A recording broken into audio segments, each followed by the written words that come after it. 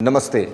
देखिए, आज का हम जो वीडियो शूट कर रहे हैं विशेष रूप से इसलिए कि जिनको बैक पेन और नेक पेन की समस्या रहती है और इन आसनों को करने से, इन वार्म अप को करने से ना उनको केवल हेल्प मिलेगी इसमें, बल्कि अगर आप कभी ब्रेक पर जाते हैं तो हमने ये शॉर्ट वीडियो बनाने का एक प्रयास किया है जिससे कि आप 15-20 मिनट में ही अपनी बॉडी को एक यूज़ टू रख सकें पूरी प्रोसेस के लिए। क्योंकि अगर आप कहीं बाहर जा रहे हैं 3 या 4 या 5 या 8 या 10 दिन का आपको ब्रेक लेना पड़ रहा है तो ऐसी सूरत में ये वीडियो आपके लिए बहुत ही कारगर साबित होगा।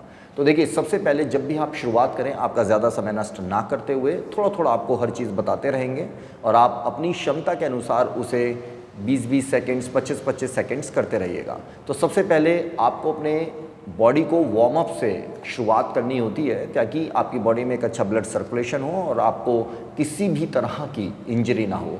तो आमतौर पर हम लोग प्रेफर करते हैं कि आप प्लैंक से शुरू करें, लेकिन अगर आपकी गर्दन में दर्द है तो ज़रूरी नहीं है कि आप प्लैंक करें। हालांकि प्लैंक को आप इस तरह से कर सकते हैं, आपकी बॉडी बिल्कुल सीधी, आपकी गर्दन बिल्कुल सीधी। अक्सर इसमें जो एरर होती है वो होती है ये कि आप ऐसे कर लेते हैं और ऐसे कर लेते हैं। तो ऐसे मत करिए, गर्दन को सीधा रखिए लेकिन लूज़ रखिए। ऐसे भी मत करिए और ऐसे भी मत करिए, बिल्कुल लूज़ रखिए गर्दन को, निगाहें सामने। और जो आपकी कमर है, अगर आपको कमर आइडियली तो कमर आपको अपनी लेग्स को टाइट रखते हुए ऐसे रखनी चाहिए, लेकिन अगर आपको दर्द हो रहा है अपनी कमर में थोड़ा बॉडी ऊपर कर सकते हैं। बैक में पेन बिल्कुल भी अफोर्ड नहीं किया जाए।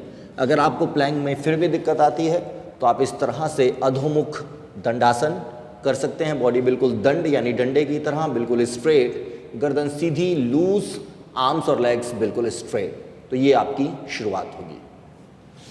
15-20 सेकेंड्स इसको करने के बाद अब आप साइड प्लैंक यानी वन हैंड प्लैंक करें।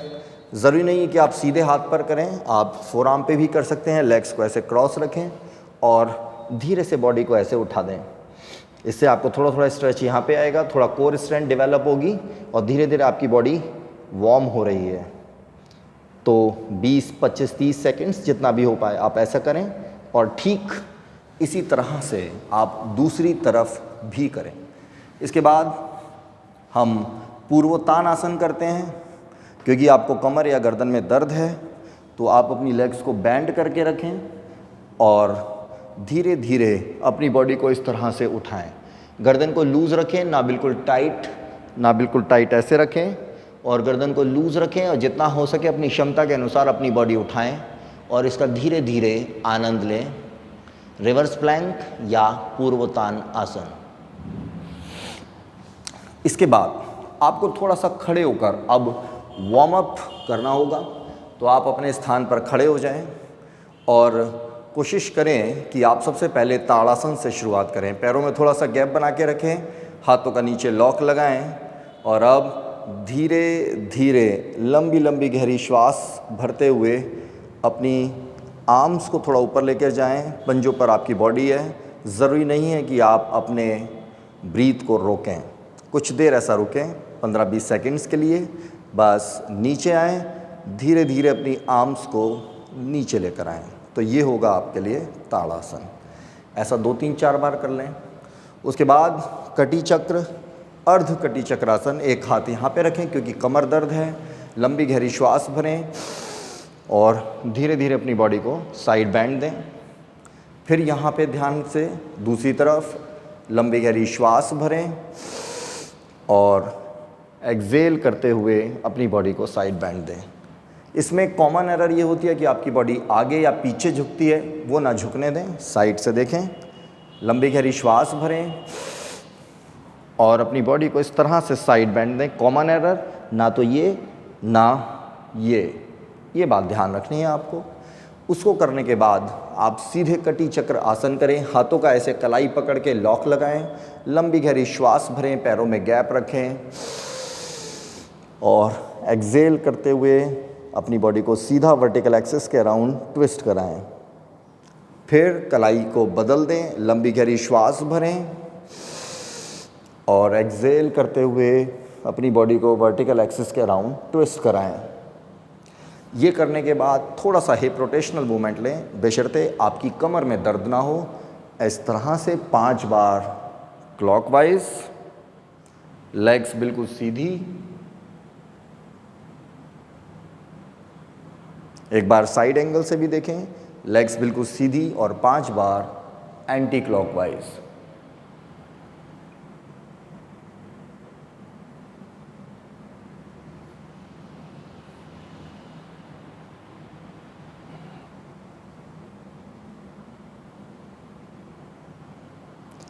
ये करने के बाद आपको आर्म्स रोटेशनल मूवमेंट करनी है, जो कि आपको मालूम ही है। पूरी बाजुएं बिल्कुल सीधी, पैरों में थोड़ा सा गैप ताकि बैलेंस बना रहे, और इस तरह से कानों से टच होते हुए आपकी आर्म्स, फिर क्लॉक, इस तरीके से 15 से 20 बार करके बैठ जाएं।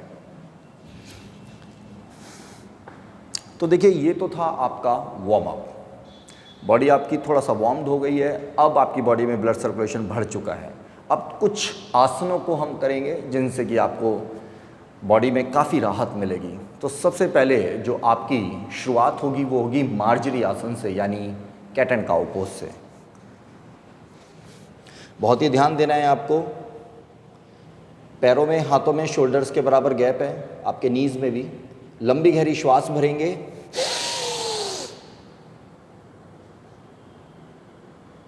कमर अंदर, गर्दन बाहर, ऊपर। और अगर क्योंकि गर्दन में दर्द है तो हमेशा निगाहें सामने, गर्दन नीचे नहीं लानी है। एक्सेल करते हुए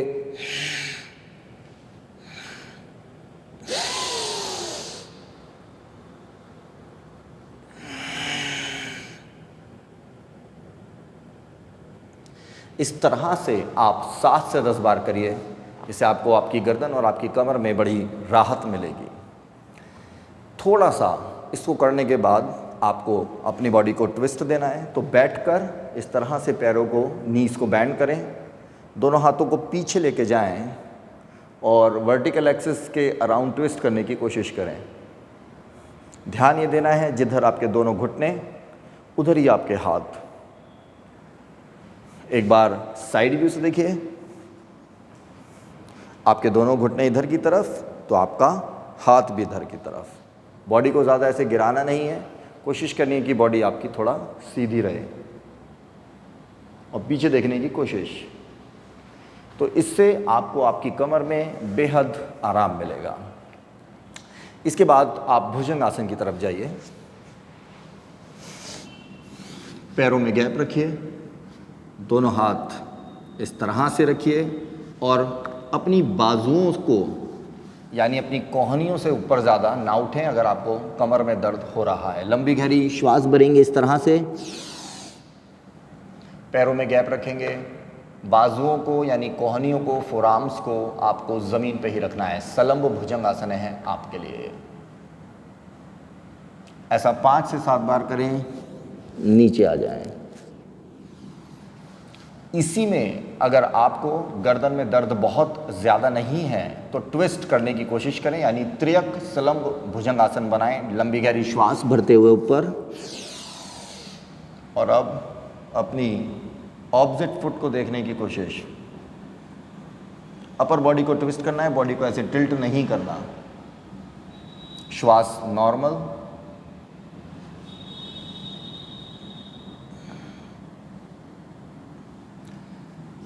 तीन से 5 बार ऐसा करने के बाद आपको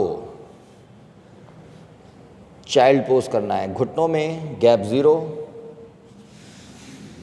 क्योंकि गर्दन में समस्या है तो दोनों हाथ यहाँ पे रखेंगे और फोरहेड हाथों पर।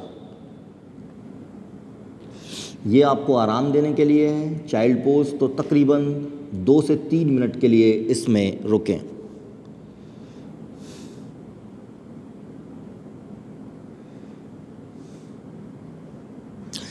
2 से 3 मिनट के बाद, रुकने के बाद, अब आपको सीधे मरकट आसन में जाना है। तो कमर के बल आराम से लेटिए। ये बात ध्यान रखेंगे कि अगर आपको गर्दन में किसी भी तरह की समस्या है तो ना तो आप सीधा लेटेंगे ना सीधा उठेंगे। तो आपको लेटने के लिए भी ऐसे साइड करवट का इस्तेमाल करना होगा और इस तरह से लेटेंगे। मरकट आसन के लिए 2 तरीके। आपकी दोनों बाजुएं बिल्कुल सीधी हैं, दोनों घुटने आपके मिले हुए, गैप 0, लंबी गहरी श्वास और श्वास छोड़ते वक्त दोनों घुटने एक तरफ, गर्दन दूसरी तरफ। दोनों घुटने एक साथ मिले हुए, ओवरलैप्ड, ज़मीन से टच। 15-20 सेकंड्स के लिए यहाँ पे रुकें, उसके बाद वापस सेम आपको इसी तरह से दूसरी तरफ भी रिपीट करना होगा। लंबी गहरी श्वास भरी आपने, दूसरी तरफ आपने नीज को किया और गर्दन अब इस तरफ। थोड़ी देर रुकिए। 7-7 बार ये मरकट आसन करने के बाद अगर आपको इसमें आराम मिल रहा है तो अब आपके नीज में गैप आ जाएगा शोल्डर्स के बराबर। लंबी गहरी श्वास भरेंगे, प्रक्रिया बिल्कुल यही रहेगी। और श्वास को छोड़ते वक्त आपकी कोशिश है कि आपके दोनों घुटने ज़मीन से लग जाएं और आपकी गर्दन दूसरी तरफ हो। इसमें आपको और भी ज़्यादा आराम मिलेगा।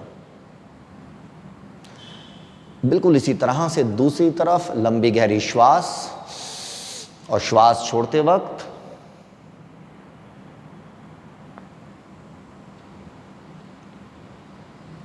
तो ये आपका मरकट आसन का दूसरा वेरिएशन। इसको करने के बाद आपको पवन मुक्त आसन करना है। बिल्कुल सीधे लेट जाइए, लंबी गहरी श्वास भरिए और अपने घुटने को अपने छाती की तरफ खींचिए। कुछ देर यहाँ रुकिए। ठीक इसी तरह दूसरी तरफ लंबी गहरी श्वास भरिए और अपने चेस्ट की ओर अपने नी को खींचिए।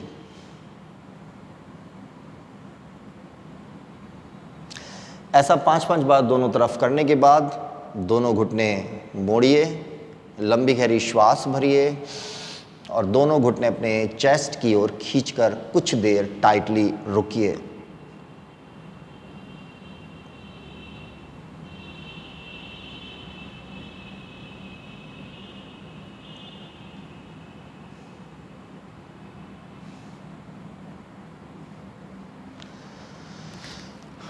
इसको करने के बाद बस अब एक अंतिम आसन आपको करना है जो कि है शलभ आसन। आप पेट के बल हो जाएंगे, प्रॉन पोस्चर बोलते हैं इसको। दोनों हाथ और आपके पैरों में गैप होगा शोल्डर्स के बराबर। लंबी गहरी श्वास भरेंगे और ऑल्टरनेट आर्म और लेग को रेस करेंगे।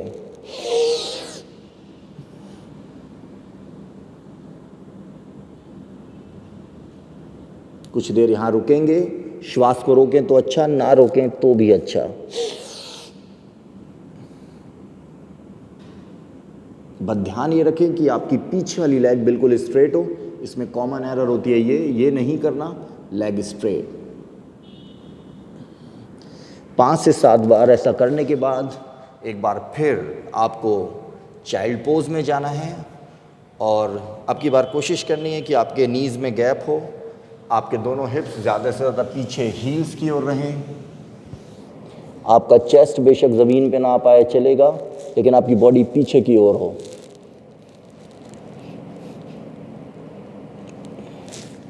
और इस तरीके से आपका ये स्केड्यूल पूरा। और बहुत बहुत आपका धन्यवाद। इसको फॉलो करिए। अगर कहीं भी कोई समस्या हो तो हमें दोबारा बताइए। नमस्ते।